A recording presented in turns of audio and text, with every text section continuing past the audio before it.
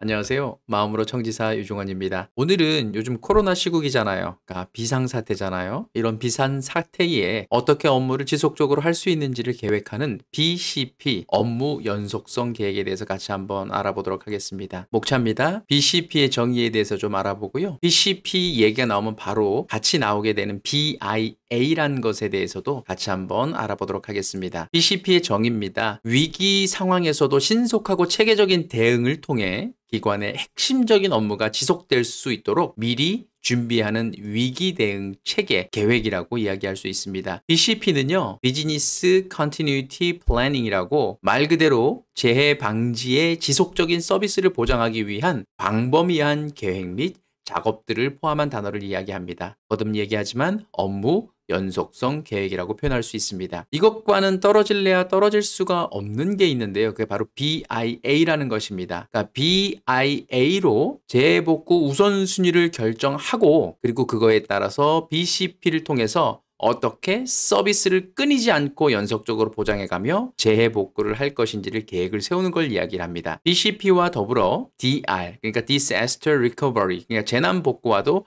같은 맥락으로 볼 수가 있습니다. 어떠한 재난이 발생하더라도 데이터는 손실되지 않아야 하며 서비스는 중단 없이 계속되어야만 한다는 것이 바로 BCP, 그러니까 업무 연속성 계획의 목적이 되겠습니다. BIA란 비즈니스 임팩트 애널리시스라고 업무가 중단되었을 때 쉽게 말해 어떤 업무를 우선적으로 복구해야 하는 것을 아는 것을 말합니다. 사업 역량 분석 아니면 업무 역량 분석이라고 이야기할 수가 있습니다. BIA는 이런 내용들을 살펴봐야 되는데요. 첫 번째 가장 먼저 해야 할 일은 전체 업무를 파악하는 것이 가장 우선되어야 합니다. 두 번째는 업무가 중단되었을 때의 시간 경과에 따른 역량을 보는 것을 해야 합니다. 예를 들어서 회사 내에서 업무가 중단된다고 해서 즉각 회사의 존립과 연관되지 않는 업무도 있을 뿐만 아니라 매출과 같은 회사의 존폐와 관련되어져 있는 이런 주요 업무들을 구분하고 확인을 해야 하는 것입니다. 세 번째로요. 중단 시의 역량을 파악했다면 그 다음에는 데드라인을 어떻게 정할 건지를 기한을 정해야 합니다. 네 번째로는요. 중요 업무가 재개되지 않았을 때 회사가 버틸 수 있는 한계치를 파악해야 합니다. 마지막으로 다섯 번째, 데드라인 시간을 확인했으면요. 전체 업무에 대해서 시간대별로 업무를 분류해야 합니다. 그 업무 분류가 이렇게 뭐 3시간 내 1일, 3일, 일주일 내 이렇게 분류해 볼 수가 있습니다.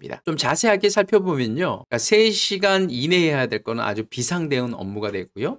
1일 업무는 핵심 업무가 될 거고요. 3일 이내에 해결돼야 할 업무는요. 부서 자체의 업무로서 일반적인 업무로 분류될 수 있습니다. 일주일 내에 해결해야 할 업무는 부서 자체 업무로 일반 업무로 분류되어질 수가 있습니다. 시간대에 대해서 정의가 되었다면 업무별로 데드라인 시간에서 정상적으로 회사 업무를 수행하기 위한 복구 목표 시간을 정해야 한다고 합니다. 즉 데드라인 시간은 최대한 허용된 시간이고 일상적으로 영향을 미치지 않고 업무를 재개해야 하는 목표 시간을 설정해야 한다는 것입니다. 목표 시간을 설정하였다면 거기에 소요되는 자원을 식별해야 합니다. 예를 들어서 청소년 운영위원회라면 필요한 사람, 장소, 기자재 같은 수단이 될 수 있고 선전된 프로그램이 필요한 자원을 식별해야 하는 것입니다. 오늘 BCP와 BIA에 대해서 여러분들 개념을 이해했는데 여러분들 자꾸 입에 그리고 머릿속에 남을 수 있도록 BCP, BIA 자꾸 이야기하면서 여러분들 그 내용을 파악해 보시기 바랍니다. 오늘도 여러분께 도움이 되셨길 바랍니다. 감사합니다.